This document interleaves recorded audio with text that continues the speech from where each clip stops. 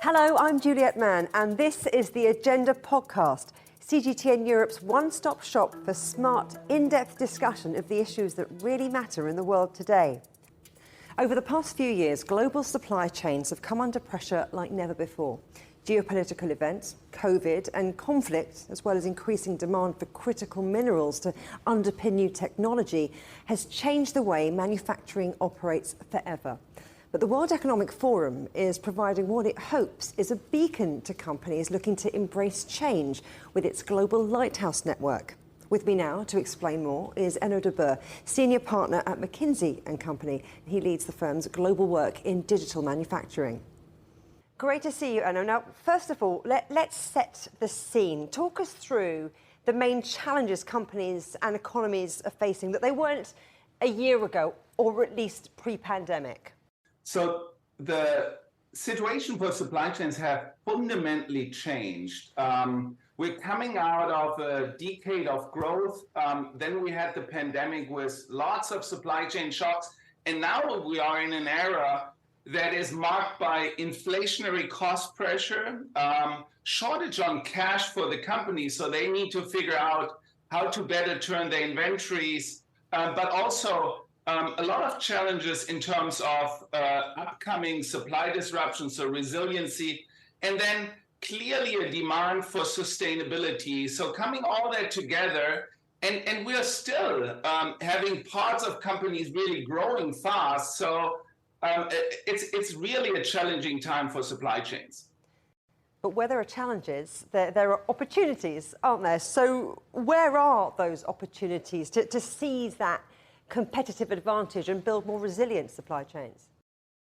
Yeah, so there are many opportunities. And I think the good news is that there's technology out there that has been proven over the last 5 years that can solve some of the issues. I give you a couple of examples. Inflationary cost pressure. We have now tools like spend analytics in procurement that allow us to much better understand how can we run our supply chain. We have tools, we call them smart capacity, that allow us to create more output out of our supply chains without putting more assets to play, which is very important because we're in a cash-constrained environment.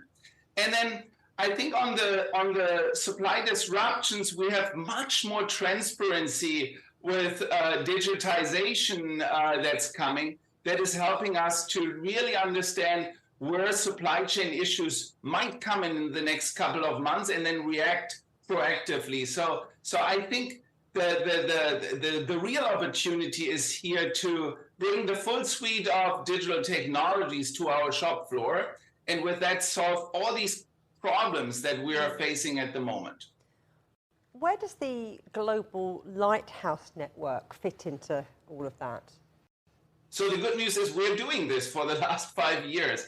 We have started this platform in 2018, and we have looked at what are the best supply chains in the world doing in terms of digital adoption, but more important, how are they contributing to solve the biggest challenges? How do they create smart capacity? How do they are more agile? How are they creating sustainable supply chains? And how are they more resilient? And we have now on the platform 132 lighthouses that are really go-see examples where companies can go and learn from the best how to apply technology in a very kind of outcome-based, impact-based way. So we're very excited that we have started this work so early and have now kind of the breadth of experience there that we can offer to anyone who wants to jump on this bandwagon and wants to literally innovate their supply chains. You talk about jumping on the bandwagon. It's interesting though, isn't it? Because companies large and small, they talk about their digital transformations, but are they all really on a journey? I mean, I wonder to what extent everyone is just paying lip service to this, ticking a box, or if meaningful change is really being implemented. Yeah, you're having a really good point, and it's a little bit of a disappointment for me personally, because you're quite right. There's many companies still that are doing lip service and that are saying like, yeah, we are on the digital journey, and they truly believe that, and I cannot blame them for that. But what they are doing, we call the pilot purgatory. They are piloting things in isolation, and it's really not returning. If you put your finger to it, it's not returning anything. So I would not count those to be really meaningful at pace on the digital journey. Then there are a couple of other companies, quite frankly, that haven't kind of innovated and improved their supply chain over the last years as they should have, and they are now in a dire situation. So they need to do much more shorter term things and cannot just kind of really fundamentally improve their supply chain. And then I think the shiny light are our lighthouses, and a couple of companies that are really understanding that. I would say like the maybe 10% of the companies are really understanding and are on a meaningful way and journey to get the benefits out of digital. Okay, so we're acknowledging then that supply chains have become a bit clunky, that need a revamp, but not everybody has access to the same resources, and certainly not to the financing that might be needed to jazz it all up, certainly not overnight. So where should companies start? Is it with people? So definitely with people. This entire transformation is about augmenting the operator, augmenting our people to do their job in a safer environment, more productive, with less repetitive tasks. It's really about augmenting. Now, I would say having not the resources, again, is not an excuse, because you can create a self-funding journey where you're picking use cases like digital performance management, like digital standard operating procedures, very simple use cases that immediately return and are don't need a lot of investment. And you start with those, and you put with that money in the bank. And with that money, you invest into the more complicated use cases. So there's a way of doing that without a lot of upfront investment needed. And clearly, you're totally right. Put the people into the center, because this is about really augmenting how we get more productivity, but also more output out of the same assets. And what about sustainability? I mean, isn't there always going to be this trade-off between people, profit, the planet? That's a very good question. So we have seen that in the very early days that actually you don't need to make this trade-off. For example, one of the first sustainability lighthouses was the Hanken factory. And what they did is they created, through sensors, a data lake. And with that data lake, they were feeding, at the same time, use cases to reduce energy and water consumption by over 30%, but also driving productivity quite substantially. So with the same underlying technology infrastructure, doing it right, you can get outputs that are good for the people because they make the job safer and better, that are good for the planet because you use less energy, less water, you create less waste, and at the same time you're driving productivity. So I think this is really about doing this in a really smart way to get all the benefits and do with less more. This rethinking the model, investing in new technologies, hiring and training staff, it's expensive. So where is the investment coming from? Where are the subsidies going to come from? So look, I will not say that you don't need to invest. If you want return, you need to invest. No gain without pain. That's a gain. However, I think you don't need massive resources and you don't need massive investments. Most of these technologies are software as a service. are technologies that are pay per go. So they don't need a ton of upfront investment. We are also not talking anymore, as in the last era of automation, about a lot of high invest physical automation. We're talking about mainly software, technology, data assets that need to be built. So it's sweat work, a sweat investment that needs to be done. So I think the answer to that is, of course, if you have worked well over the last decade and you have kind of put investments aside that you can now invest, you will be able to go faster. However, if you haven't, then you need to go on a self-funding journey, and that's also good. Go on a self-funding journey, implement the first 2-3 use cases, return with that some money, and with that money, kind of invest into the next ones. I think that's the game today. Enno de Boer, thank you very much. Thank you.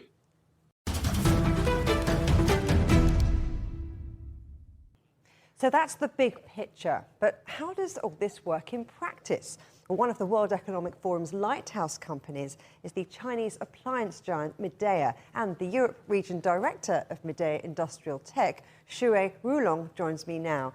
Thanks for coming on the agenda. Now, your business is huge. You operate around the world, but for those who aren't familiar with what you do, can you give us an idea of some of the big brands you have and where you operate?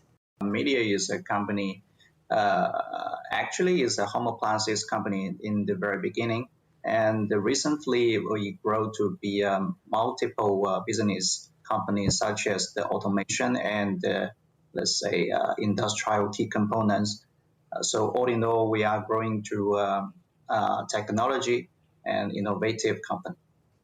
You're a member of the World Economic Forum's Global Lighthouse network. How has that benefited the business? Let's say, first of all, the requirement of the Lighthouse matches with the strategic transforming direction with Midea industrial technology, so which is the digitalization. So being a member of Lighthouse network is the result of consistent investment. So it provided international standard and benchmark for us.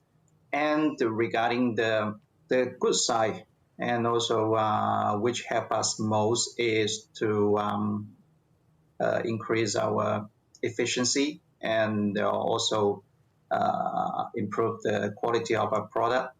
The most important thing is the, let's say, digitalization and intellectualization of the manufacturing help us a lot in all kinds of business.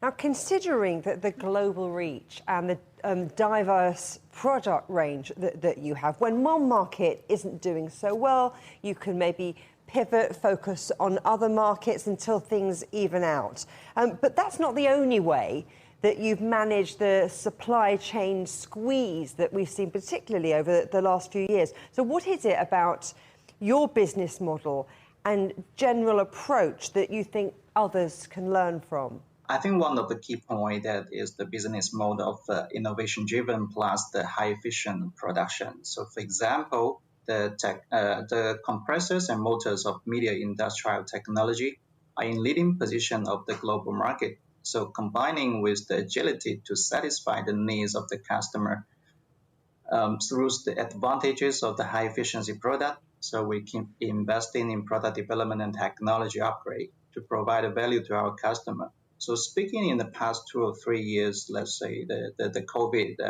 era, in fact, from supply chain perspective, we keep deploying the global and local supply network to mitigate the potential risk, to build up a more reliable and resilient value chain.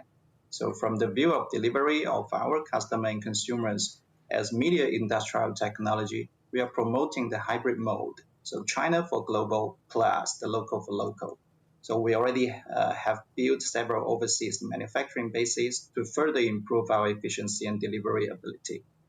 And where does the innovation come into that in terms of what you're doing with your supply chain? I mean, can you give us some examples? You've got the T3 business model, for example. For supply chain, because I think right now most of the business and maybe, let's say, companies, they focus their supply chain in China, because China is the biggest country for all kinds of components, materials, and also China is the biggest market. But let's say in the past 3 or 5 years that a lot of unexpected situation happens. So right now, customer more and more focus on the local service and the local production. And speaking of us, we already deploy some global supply network with our overseas manufacturing bases. So just now I mentioned China supply local and local for local, which means local for local is that if we have overseas basement, we will develop our supply chain over there to further mitigate any unexpected risk like pandemic or let's say geopolitics. So you talked about the COVID pandemic, and that really heightened issues in terms of supply chains across sectors, across regions, especially when it came to things like semiconductor chips, which are, of course, crucial to your business. I mean, have those issues now been resolved? Let's say, in fact, Midea always invests in the supply chain safety and stability to decentralize the risk. So we build a local supply chain to keep the supply flexible and safe. And in the meantime, we will ensure the strategic materials sufficient, such as the kind you mentioned, the semiconductor. So let's say in the business growing timing, we are not sitting here and do nothing if everything is all right. So be prepared mentally and put it into action is the most important thing. Do you think companies in general are paying attention to the fourth industrial revolution, the need to transform digitally, invest in innovation and technology? For this topic, I think no one can deny it, because standing on today, we have greater competition and faster changes in the industry. So companies can only maintain the competitiveness by get ready for Industry 4.0, let's say, in order to obtain a more sustainable growth. But evolution is the start of the revolution. So companies should take small steps, evolutions, to realize the Industry 4.0. So let's talk about those small steps and how companies can build that resilience in. What should they do now to ensure that they're ready for the next shock, for the next challenge? Because that's going to be inevitable. I think first of all, it should be the mindset of all the managements of the companies, because I do believe that some still thinking that whether we can overcome the difficulties in current age using the past experience, but I believe that's not going to work. So first of all is the mindset, and second, if taking some actions in the let's say the company's operation, for example the manufacturing, I think very little small steps could be, let's say, automation deployment, and also some IT and OT technology combination. So putting all the operation working flow into digitalization phase. Rulong, thank you very much. Thank you.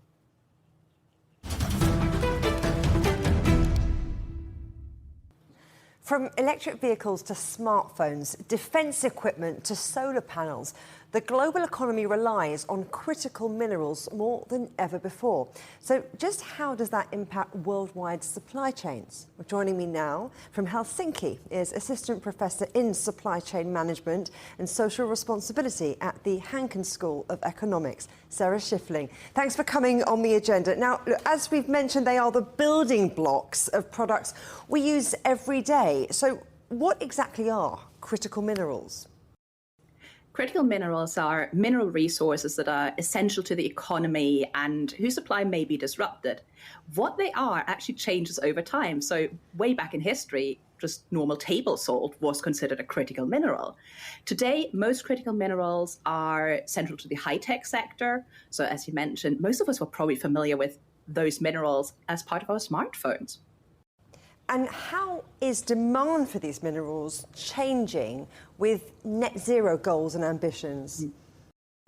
Demand for critical minerals has risen quite significantly in recent years, not just because of the personal electronics we all use all the time, but also because substances like copper, nickel, or cobalt are used in many clean energy technologies like wind turbines, solar panels, or electric vehicle batteries. A typical electric car requires about 6 times as much mineral input as a conventional car. Onshore wind plant requires 9 times as much as a gas-fired power plant. And there are more and more. The rise of technology is a key issue, isn't it? I mean, as you've mentioned, electric vehicles, wind turbines, that demand for key minerals has really ramped up. I mean, the EU has named 14 critical raw minerals for 2011. Fast forward, and by 2020, that had risen to 30. Absolutely. Clean energy technologies are the fastest growing segment of demand for critical minerals. Soon they might account for 60 to 70% of demand for nickel and cobalt, almost 90% for lithium. The EU's first critical list of critical raw materials was indeed half as long as its fourth list, which is on right now. So things like bauxite, lithium, titanium, strontium were added to the list for the first time.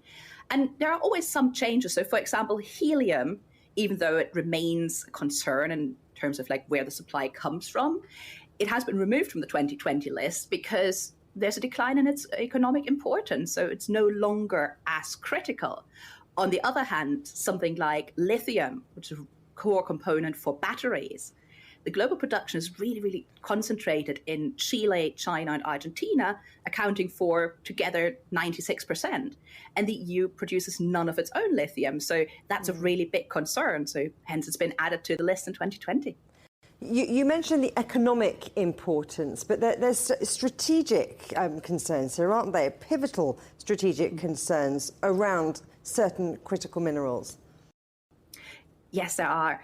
They are critical to so many different industries that not having access to them would fundamentally alter product availability and industrial output across economies. Mineral extraction is not really an industry that you can just build up by investing a bit more and attracting the right labor force, because minerals are very unequally distributed around the globe. So, for example, if we take cobalt, 59% of cobalt, which is really important for batteries, magnets, catalysts, all sorts of tech. So 59% of that is produced in the Democratic Republic of the Congo. The next largest supplier is China with about 7% of the global demand. So there's no easy replacement for that cobalt from the DRC. But the DRC is a country with a very challenging security situation. Supply chains there are frequently plagued with issues such as child labor, forced labor, as well as environmental concerns. Strategically, in an increasingly insecure geopolitical environment, there are also concerns because many of these critical minerals are necessary for the defense industry. So that's, of course, an area where countries are particularly keen to keep their supply chains as independent as possible, but that is very difficult in terms of critical minerals. So what strategies are nations employing to secure their access to these critical minerals? There are a couple of different strategies in play here. So first thing is usually strengthening the domestic sourcing where possible. Plays a major role both for the extraction of the critical minerals, but also for processing of them, because it's not just a one-step supply chain. You kind of need in-between steps as well. Another strategy is diversification of supply, so sourcing from many different countries, so you're not just reliable on one of them. But of course, that is limited by who actually produces these minerals. And then maybe the most important strategy is reducing the dependency on virgin materials, so brand new ones that have just been mined for this purpose, and trying to tie into the circular economy more, have the reuse of resources. So very important to have recycling efforts for example, electric vehicle batteries, because a lot of these minerals are quite rare and will be used up eventually with our ever-growing demand. So apart from all geopolitics, it is really crucial that we're investing in the circular reuse of these sort of minerals. You talk about geopolitics, but there are other outside influences, if you like. And I wonder, have vulnerabilities exposed by the COVID-19 snarl-up perhaps served as a catalyst for redefining global mineral supply chains? I think all of the issues with supply chains in the wake of COVID have certainly highlighted just how dependent we are on global supply chains and how many things are shipped around the world globally that as a normal consumer, you're maybe not really aware of. The issues with the critical minerals, they long predate COVID. So the EU list that you mentioned earlier, the first one was in 2011, so long before COVID. But there have been multiple events that have really increased the visibility of this vulnerability of our transport networks. And there's a lot ongoing right now. On EU level, we've got quite a few research projects at the moment looking at resilience of transport networks. My team is involved in one of those. And what has been highlighted also, not just by COVID, but also by the war in Ukraine, for example, is the over-reliance on sourcing from one country. With Ukraine, that was, for example, some countries that relied very, very heavily on basic food products from Ukraine. And when those couldn't get out anymore, we saw massive rise in hunger in those countries. So we have had various events now that have really highlighted supply chains are crucial. They're strategically very important. They're very important for our day-to-day lives. And critical minerals are a really key example of this because they're so important to so many different industries. So how are you seeing governments and companies protecting themselves from future supply chain crunches? I've already mentioned there's quite a few projects looking at different elements of this.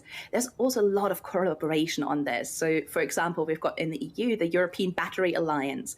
Public and private investment has been mobilized at quite a large scale and should, for example, lead to about 80% of Europe's lithium demand being supplied from European sources in the next couple of years.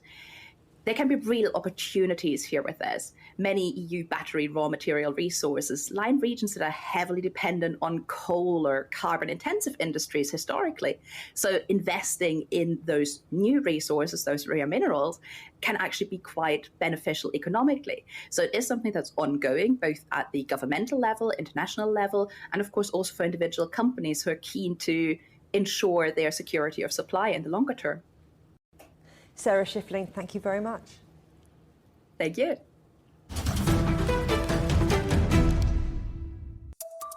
Remember, you can subscribe to this podcast on iTunes, Stitcher, Spotify, or wherever you get your podcasts. You can also find more agenda content on CGTN Europe's Facebook, Twitter, Instagram, Telegram, and YouTube channels. Until next time, goodbye.